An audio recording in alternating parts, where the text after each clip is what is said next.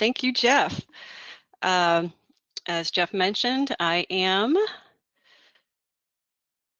why is my slide not advancing? There we go. I am an Elite Texas Assessment Fellow. And of course, in looking back at the proposal I wrote last year, it's a little bit different now that COVID descended, but I tried to stick to the original purpose and the original goal of my project. I currently serve as the manager of academic and technical program effectiveness at San Jacinto College.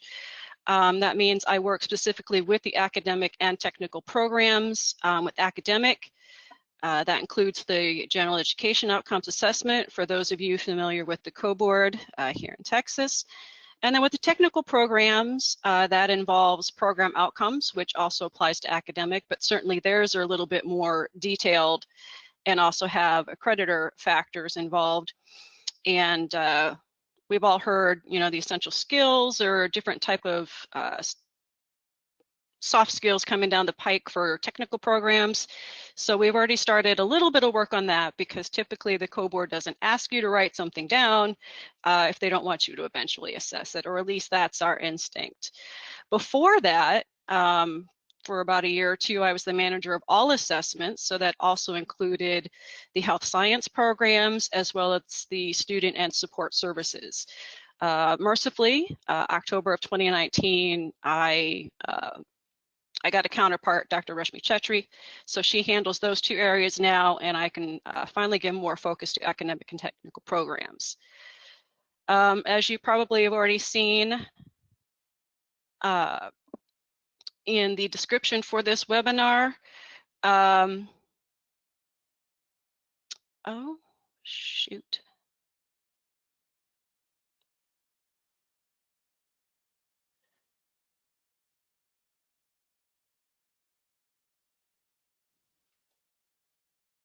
I just lost my cursor. There we go. Okay. So basically this webinar is going to be a history about the past 7 years at San Jacinto College, but this is what the webinar will focus on. When I came to San Jac as a speech faculty, they were using something called common assignments to assess these general education outcomes I had never heard of. And certainly as a faculty member, I was concerned. I felt like this was a stab at academic freedom, another chance to standardize what faculty are doing in the classroom.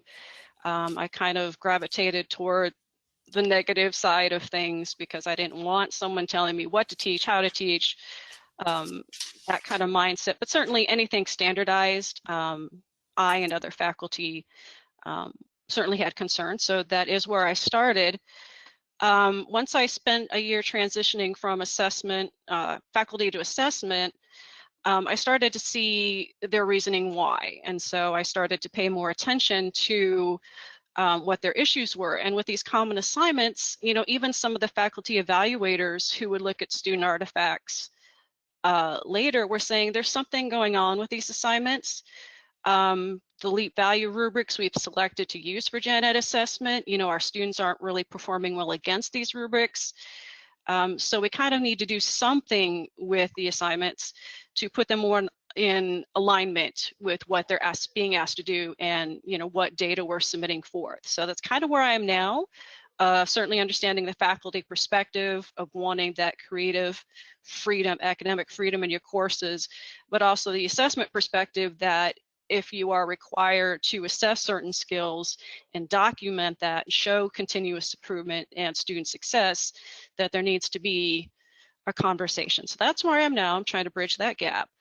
And so you're going to see language in this presentation that takes us from what we called a common assignment to a signature assignment. And although we've got a process in place, everything can evolve. Just have to be ready for that. So today, we're going to cover 4 primary things. How we arrived at this process and how it continues to evolve, how faculty are driving this review process. It's always in the forefront of my mind that faculty are the ones informing the process and providing their perspective at all times. Certainly how they can enjoy creative design of their assignments, even though there are these established assignments. They do have the creativity and the flexibility to do something else, but certainly the important thing is that these are valid assignments. And then finally, student success. I mean, that's what we're all aiming for, and so ultimately that's what this process hopes to achieve. To start off with, I have design and validity in my title, so I went to good old Merriam-Webster, and I liked some of the language to create, execute, or construct according to a plan. So I like that idea of creating something, but it's something that's also planned. So there's a purpose. If you look at 2B, to have a purpose, and our purpose is student success. So if you create a beautiful plan, you know, you work it out in your mind, you put it down on paper, hopefully the ultimate purpose is student success, or as you see in 2C, there's a specific end that you're aiming for. And then in terms of validity, being acceptable according to law, I think is a little too forceful here, but certainly being acceptable according to a rubric or a standard that the college and faculty have set and agreed upon is a good thing with the assignments and that alignment, and also being well-grounded or sound in terms of educational practice and assessment in the classroom. So that's kind of the approach I've taken in terms of design and validity. So to the first main point, how did this process evolve? Well, round 1, we had something called common assignments. Round 2, we took those common assignments to the signature assignment. And now our current evolution is the individual signature assignment process. So in the first round, in which I participated, I think in 2014, subject matter experts, so I was speech faculty, so I got together with my speech faculty across the district. We needed to find a common assignment.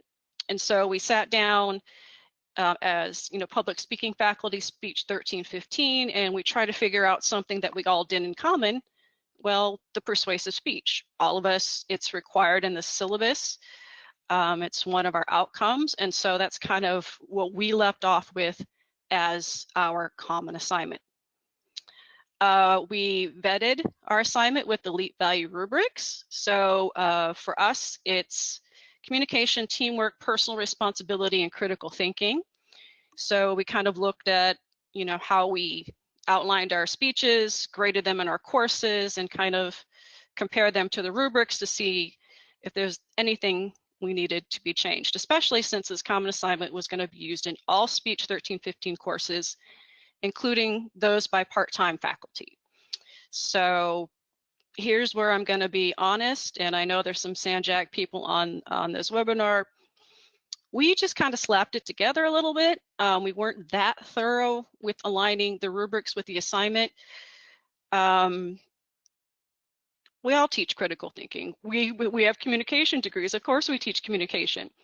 So it wasn't as disciplined as we could have been or should have been, but certainly we've rectified that, just so you know. And of course, this did cause a problem throughout the district. Our faculty evaluators, so again, we collect the data in the fall semester, it's analyzed in the spring by faculty evaluators. We do use a juried assessment process, so 3 faculty critique each student artifact. And what they came back to us, or to the assessment person at the time before me, is that something's hinky between, you know, what you're asking for in these rubrics and the assignments that we've been collecting. And again, this is kind of the first iteration of this large district-wide process, and my seeing it for the first time. And so there was concern that students were being marked unsuccessful on something simply because they hadn't been asked to do it, or we were all operating with our own idea of what critical thinking is or what communication is. And that was certainly impacting student success. So for round 2, we decide to do a second round of revisions. This is where I'm making my transition now from faculty to assessment. I'm teaching fewer speech courses and spending more time with assessment. So we were holding labs around the district. I would just go to a campus for several hours, hang out at the computer lab. If faculty came in with the common assignment they were working with in a rubric, we were able to have those discussions on what it meant to align an assignment to a rubric. We divided the subject matter experts or the faculty into 2 teams. So team 1 was 2 or 3 faculty. They could either revise the common assignment with the rubrics, or they could create a new one. You know, now that they had a little bit of time to see what the rubrics were about, they could say, well, this was good. We just missed a few things, like the speech faculty. We stuck with our persuasive speech, but we tweaked it. But others are like, we really didn't have a good foundation, so we're going to come up with something else. That's when we brought in faculty team 2, again, 2 or 3 faculty subject matter experts from across the district, reviewed their work, provided feedback, and we kept revising this until everyone was comfortable that there was a strong alignment between the assignment and the expectations of the rubrics. And so once that was established, we called them signature assignments. We also added the term institutional. Not, again, it sounds standardized, but institutional just meaning widely available. You know, so it was something available for adjuncts. They didn't have to think about this whole signature assignment, common assignment, gen ed thing. It was something they could integrate into their courses, hopefully very easily, and still participate and have their student artifacts sampled for our assessment. And again, each course, all section across the core. So I want to take a brief pause before I go to round 3 and mention that also during this time, the Institutional Effectiveness Council was kind of going through a bit of a transition. My direct leader, Dr. Chris Duke, noticed that the IE was primarily composed of a lot of support services individuals. It was also maybe heavily academic. And so he kind of worked with the president, Dr. Williamson, on kind of restructuring things. What happened was these program effectiveness committees were developed, and each area had their own. So academic, technical, health science, and support services. And gen ed, of course, is under academic. So now I actually have a group of faculty that I can directly lean on for guidance in terms of how we handle this process. My Apec that I kind of co-lead with Chris, there's an academic dean, 2 department chairs, and then 9 faculty. And what we try to do is keep representation across all foundational component areas.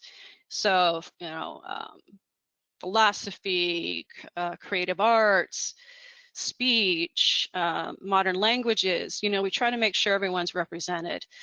And at San Jac, department chairs are also classified as faculty. That's another presentation. But so really that's 11 faculty that I work with directly in terms of gen ed assessment and program outcomes assessment as well. So now that takes us to the individual signature assignments. Those are reviewed by the academic PEC. So we actually have an official group that exists that reviews individual submissions by faculty. Typically, we accept the proposals the first 3 to 4 weeks of the semester.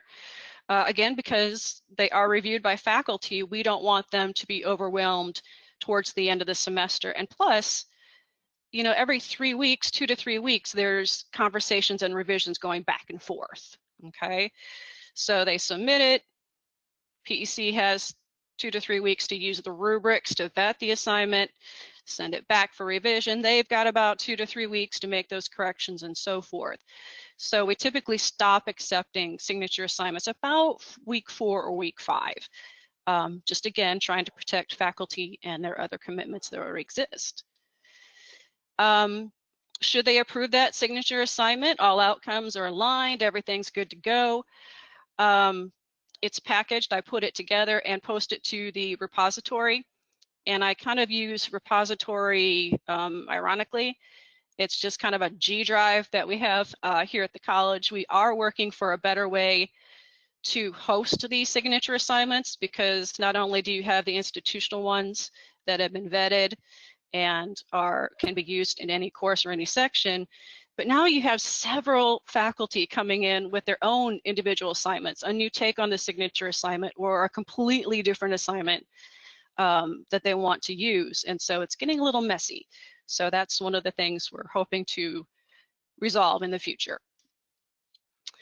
Our process, okay, this is what happened going from the common assignment to the signature assignment. And it's also how we currently have review any new submissions. If I wanted to submit a new signature assignment, there's a cover page, and I'll show you the template. You have to complete an assignment design worksheet for every outcome to which you want to align that assignment. So the example I'm going to show is, and it's theoretical, I never submitted it, but for speech for 1315, I wanted to increase the rigor on critical thinking and personal responsibility. So I submit my cover page, my justifications for those two outcomes, and that at level 2. Okay, so for us, success, the benchmark is a level 2 out of 4 levels. So 4 being kind of the exemplar, 1 being the but 2 is kind of our benchmark. It's a nice zone in the rubrics, and I'll show you one of those later as well.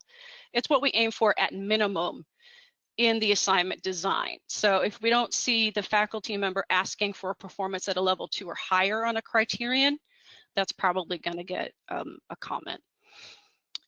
The reviewer assignment worksheet, very similar to the design worksheet, but there's just 2 boxes that distinguish that form, but carry a lot of weight. And of course, they assess the submission with the rubrics as well. So let's see if Murphy's going to be kind to me today. So it's kind of, very simple when you think about it. What course is this? What are you going to title this new assignment? You and your team. And then certainly this assignment ID, we've also dropped the ball on that. I'm pretty much doing speech 1315 2.0 right now in the filing system. You can indicate which outcomes you want to align this new assignment with. So I would click PR, personal responsibility and critical thinking. And then you provide an assignment description. And what the PEC is doing right now is, in reviewing the assignment description, they are looking to see if you are asking the students to perform at a level 2 or higher on all the criteria of the outcome. And if it's not clearly communicated to the students, they're going to make note of that for you. Okay. Let's see. All right. I won't show you both examples just for the sake of time, but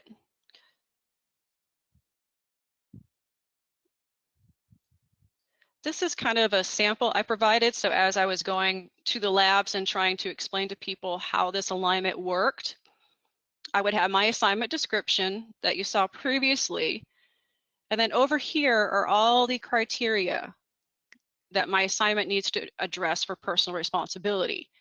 So I'll tell you, explicitly in section 3, under my description of audience, I quote it directly and kind of justify how I've covered that criterion in my assignment.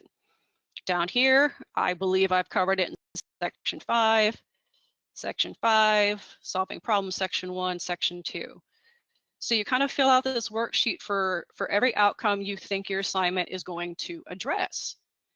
And this then goes to a reviewer who will confirm or make suggestions as to the accuracy. Okay. I also did one for critical thinking. And again, you can see the review sheet is pretty much identical, but those 2 boxes are key. Did the assignment ask students to perform against each criterion of the rubric? If so, they get a check and this outcome is approved for that assignment.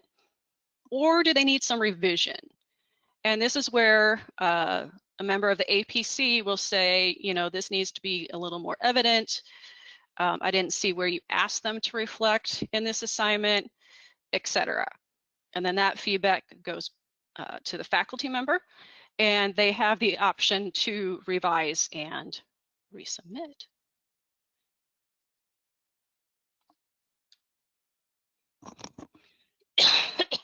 Excuse me. It's allergy season in Houston. So what inspires a new signature assignment? You know, if something's already out there, it's easy, I don't have to worry about it. But certainly that's not the case with our faculty at San Jac. They are always working on how to improve their instruction, how to work with students. So I think we're going to have some amazing new signature assignments come along. We certainly have creative faculty. I've had a lot of them email me or call and go, oh, I get it now. And they're excited to go back and maybe look at something else they're doing in their course that they think is more appropriate or just more exciting for them, or they think it's just a stronger assignment.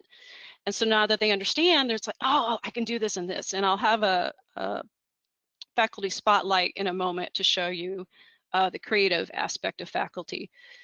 Certainly you might have some concerned faculty. Not all signature assignments that became the institutional signature assignments were selected, you know, unanimously. There were some differences of opinion. And, you know, so if they didn't agree with the one that was submitted forth as the institutional, I pulled them aside and said, submit your own. We'll vet it the same way, and you can use it if that's what you prefer. And I did have one colleague who has done that, I think once or twice now with the courses. It's just, and it could be just a matter of preference, which assignment they think is stronger. But certainly if they didn't agree, they had the option of, you know, taking action. This is something also that was discovered. I called it crunched faculty. I wanted to stick with the alliteration. I didn't want to, you know, say crushed or chaotic faculty, but certainly some of the signature assignments, I think most of them came from a 15, 16 week perspective. And so there might have been more scaffolding. There might have been a lot more content that went into that signature assignment that not all faculty could teach. I mean, if you have a 4-week course, you don't have the time or the luxury that a 16-week course had.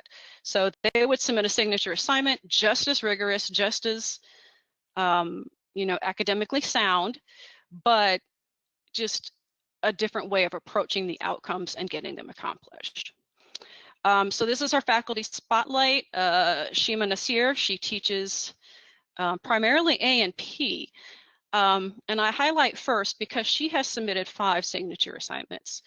Again, various parts of term, course needs, etc., but they're all vetted the same way. If she aligns an outcome, we check it, and so forth.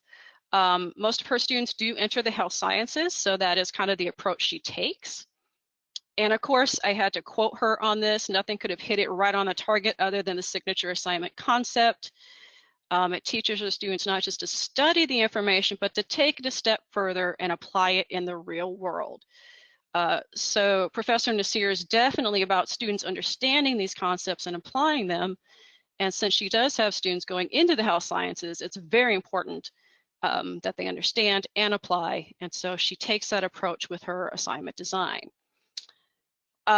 This is a long quote, but I asked her, you know, what made you decide to create this signature assignment? And basically, it's just what I mentioned, is they're not understanding that this particular heart sequence is continuous, that they need to, you know, separate the data, analyze it, interpret, and then communicate their findings. So basically the scientific process in relation to the heart is what she focused on. And so she wanted to, you know, work on that lack. She saw something the students weren't getting, and so she chose to focus a signature assignment to address that, but also meet the Gen Ed standards. So what did she do? Well, she got a simulator through a grant. I love a professor who goes and gets that grant money for their students, because she taught the students those various simulations, all those different things to look for, thoroughly what an EKG is, what it's supposed to do, what it's going to look like. And she helped them understand not just the EKG, but the physiology of the heart, which then led into a broader understanding of the cardiovascular system. So she did the scaffolding. She saw a need, she scaffolded, got some equipment that she knew would help her students, and that's how she moved forward with her signature assignment design.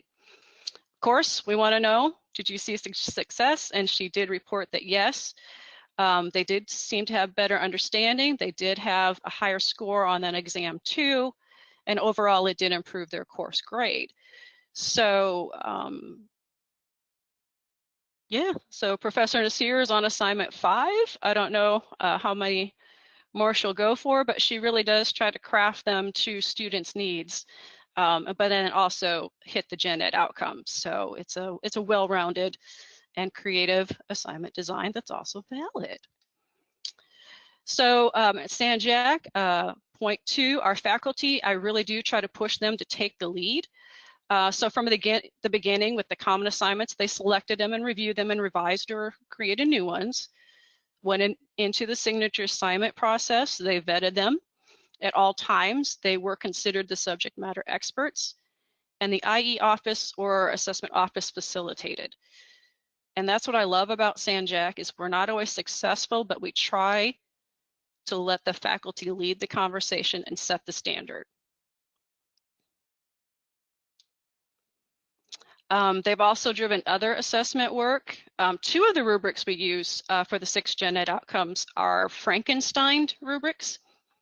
You'll see the data shortly, but a rubric was selected for personal responsibility and one for social responsibility. And again, this is just what I'm getting to San Jac, but from what I could tell from the faculty vibe is they weren't impressed with those rubrics. And so, of course, they're not gonna, or I didn't put much effort into that rubric with the common assignment. So I remember Dr. Duke, my leader now, conducting a card sort in this big room. We sat around a table. And again, these are all, criteria from LEAP value rubrics, but we're looking at the coboard's definition of personal and social responsibility. And then we're looking at these concepts and trying to decide if this is what we feel fits into these outcomes. And all of that data was collected, and then we created 2 rubrics. So we call them San Jac modified from LEAP value. That was done by faculty. Institutional interpretations in the fall. This was canceled due to COVID. We had some other issues to consider. Institutional interpretations is kind of our way of recording these conversations. So in the spring, when we review that focus group data on how well our students did on the outcomes, we try to record, well, how did you know that was a 2? How did you know that was a 3? We also try to record conversations during our face-to-face calibration sessions, which didn't happen again. No, they did. Wait, I can't even remember what century this is. But when a faculty is evaluating, again, for us, benchmark is 2. And we have 3 faculty evaluators per artifact. So it's kind of a 2 out of 3 situation. There is no averaging. So if I give it a 2, another faculty member gives it a 2, and someone gives it a 1, the 2s have it, and the student is marked successful on that criterion. If it's the opposite, a 1, 1, and a 2, the student is not successful. So that's why we really wanted to record those conversations, because at San Jac, you have to get all the criteria to be marked successful on the entire outcome. That has always been our standard. So as you're sitting alone in your silo evaluating your 30, 40 student artifacts, we try to record those conversations or give examples to kind of help faculty, because that 1 to 2 distinction for us is very, very important. And faculty have been the ones providing that input, and I record it and continue to add it to the document. Right now, there's a team of us participating in AACU Value Institute grant. We are hoping to use some of those funds to pay faculty to design general education modules in Blackboard. A few years ago, I got to work with a team of faculty to create one for teamwork. We had different videos, exercises, explain the rubric, discuss the prompt questions, and I'll show you those in a moment. But now we want to develop the other 4 outcomes. We're going to leave critical thinking to the QEP, since that is our QEP project, but there's 4 other outcomes that we want to do a similar module with. We're still waiting on a decision regarding that, but hopefully our faculty will be the ones explaining the gen ed outcomes, the rubric, and how they work with the signature assignments. It's not me, it's again faculty creating those modules, and I just facilitate.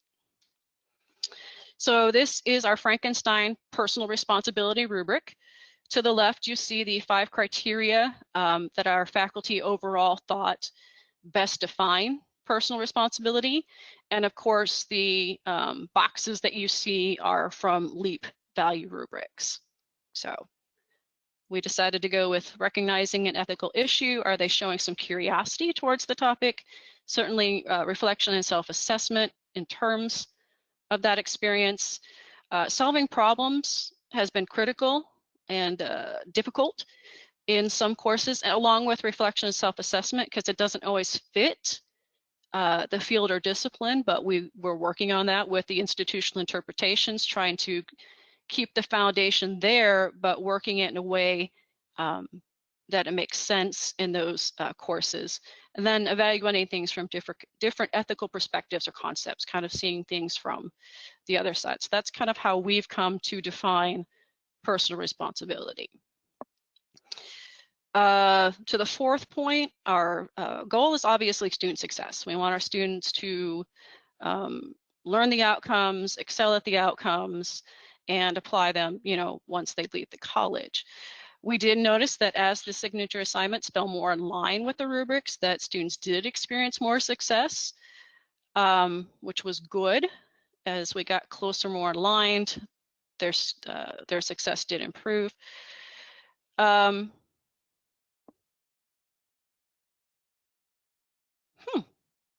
This is not accurate.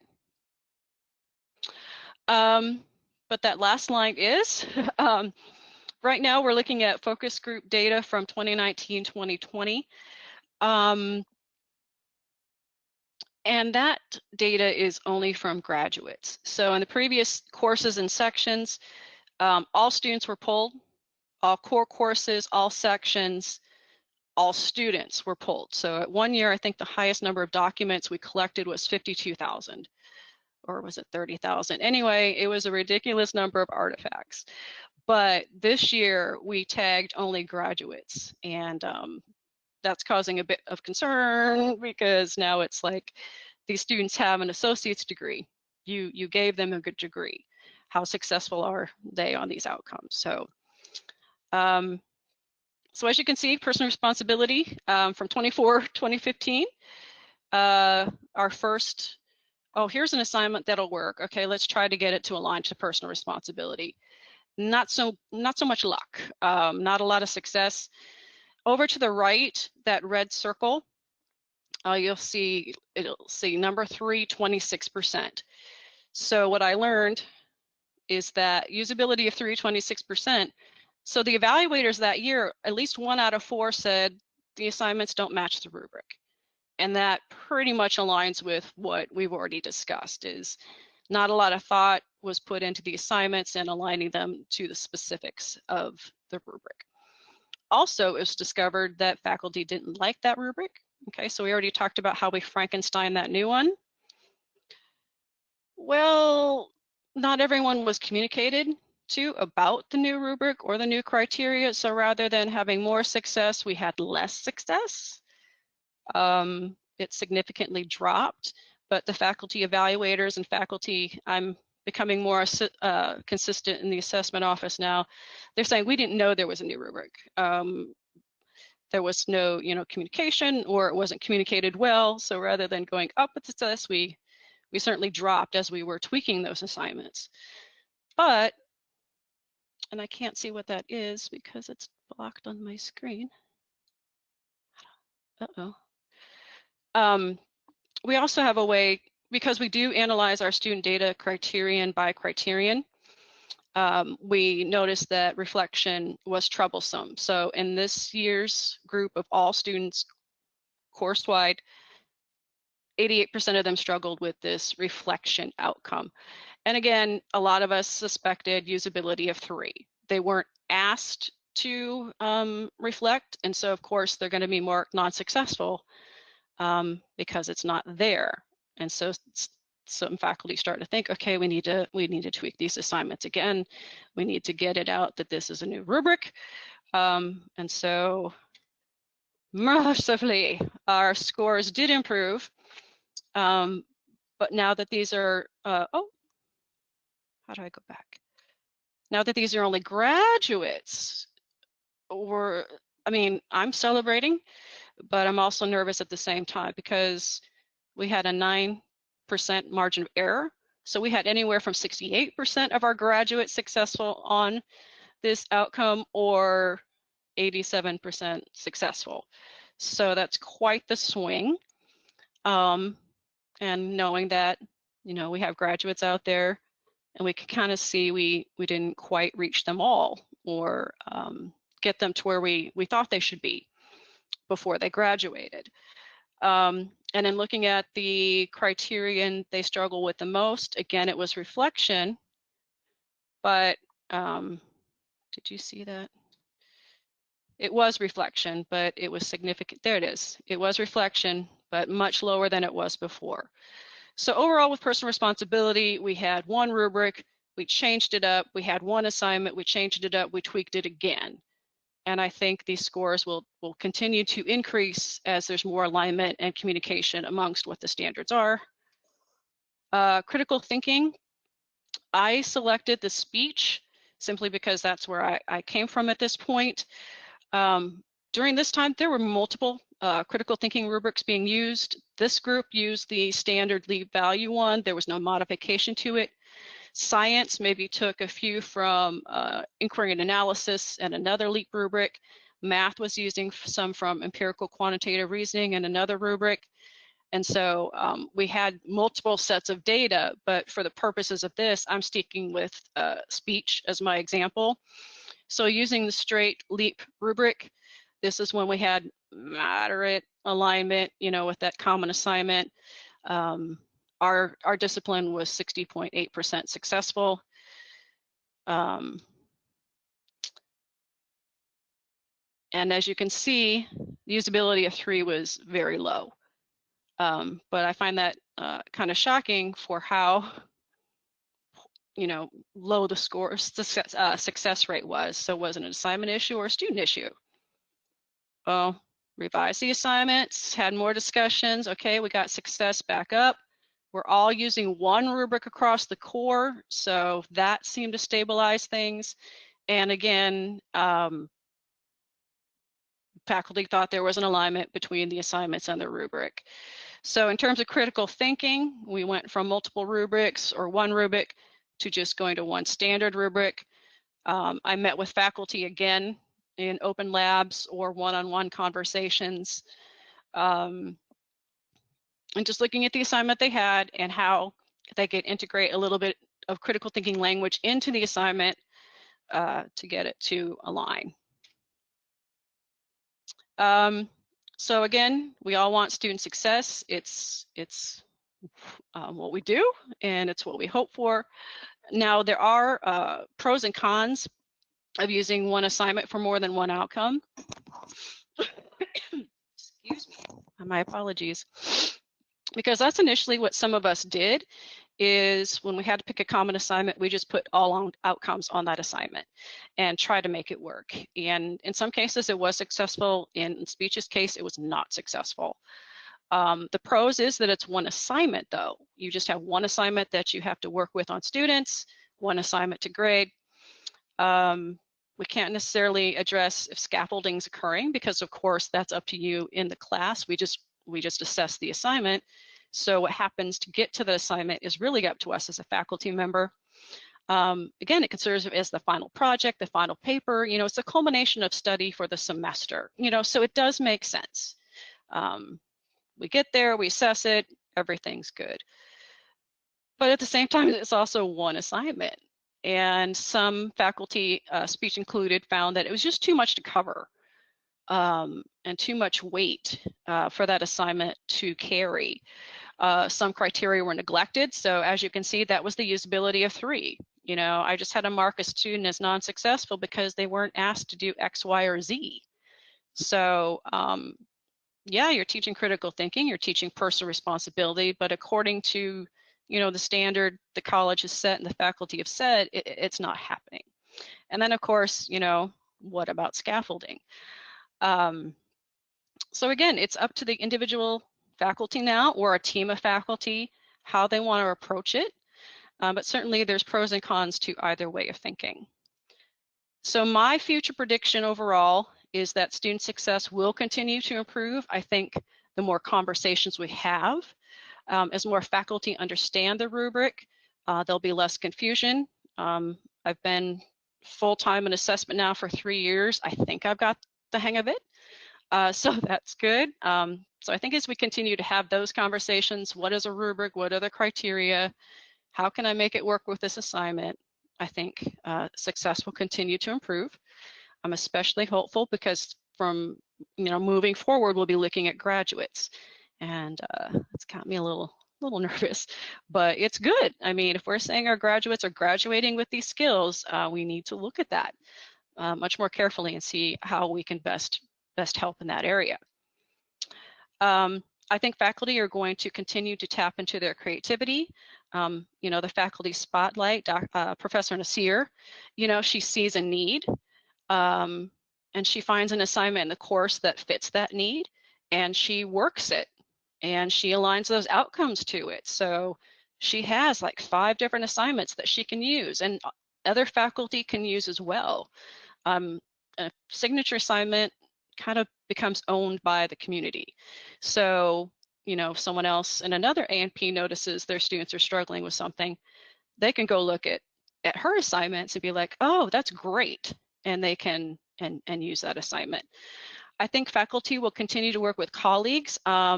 In the past year or 2, individual signature assignments have been submitted by teams of 2. I think the largest team so far is a group of 4 faculty. I think it was from an economics class. It was their signature assignment, but they came back and just tweaked that one outcome or one criterion that wasn't quite working. And so they chose to do that on their own. So I think that's going to continue. I think we're going to see more splitting of the signature assignment. I don't think faculty are going to try to teach 3 or 4 outcomes per assignment. I already mentioned speech kind of does this. We use an oral and visual communication rubric in class live. So as the student's presenting, we make comments on that rubric. In terms of written communication, personal responsibility, and critical thinking, we can put those in Blackboard. It's a reflective worksheet. It's a fillable PDF, and the prompt questions are based on rubric criteria. And so if we were to be, you know, need a written document for any of those outcomes, we have that fillable PDF. So we've got communication fully covered, personal responsibility, and critical thinking. And of course, our last one is teamwork, but the college has a common set of 5 prompt questions.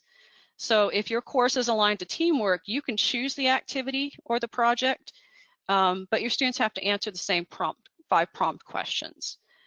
And that's kind of why we developed that module in teamwork.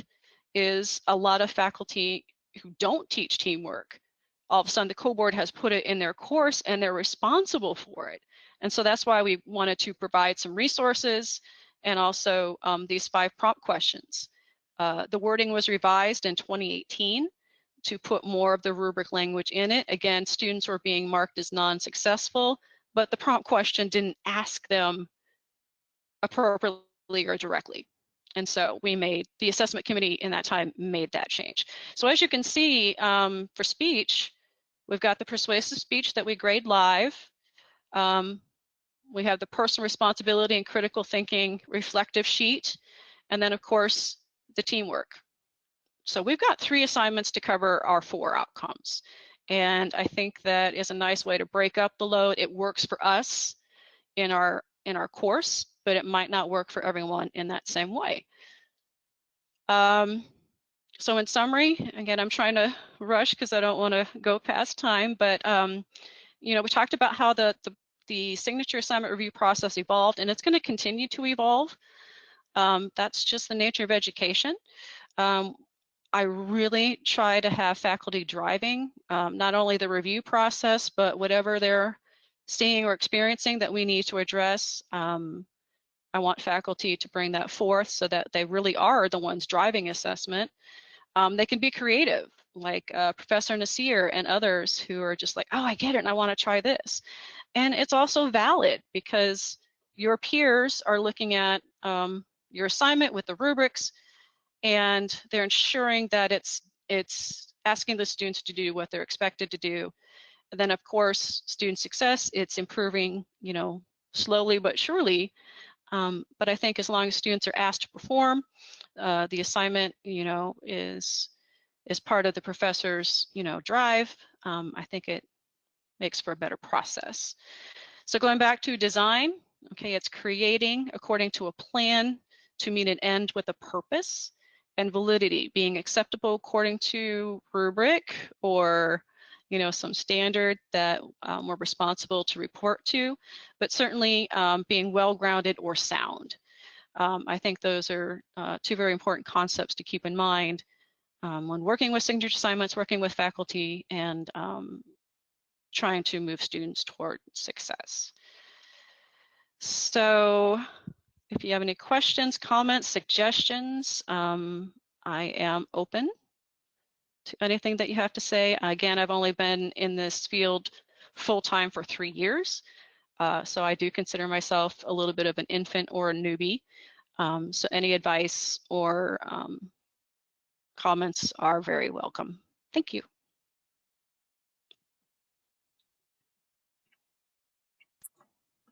So thank you, Michelle. Are there questions from anyone? You can unmute your mic and ask, or you can feel free to make use of the chat.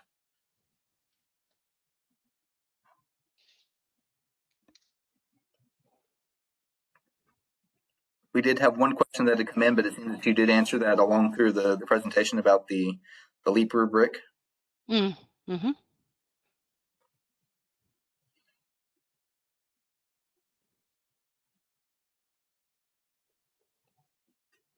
You knocked him dead. Or it's lunchtime. That's what I'm telling myself in the back of the head. It's quiet because they're thinking about lunch. But if you do want to talk later or have questions or comments, again, I'm new to the discipline, new to assessment. I'm always open for guidance, suggestion, etc. But that's my email and my phone number. Well, we appreciate you, you know, sharing your process. Would you be willing to share a copy of your slides with us so we can put that up on the web as well? Yeah, Excellent. Do I send that to the listserv or? You can just send that to me and I'll get it sent out and posted. So, thank you all for attending today. I want to give a big shout out to Michelle as our first assessment fellow to do a presentation with her project. I do want to put a plug. We will be doing a call for new assessment and faculty fellows for LEAP Texas for fall 21.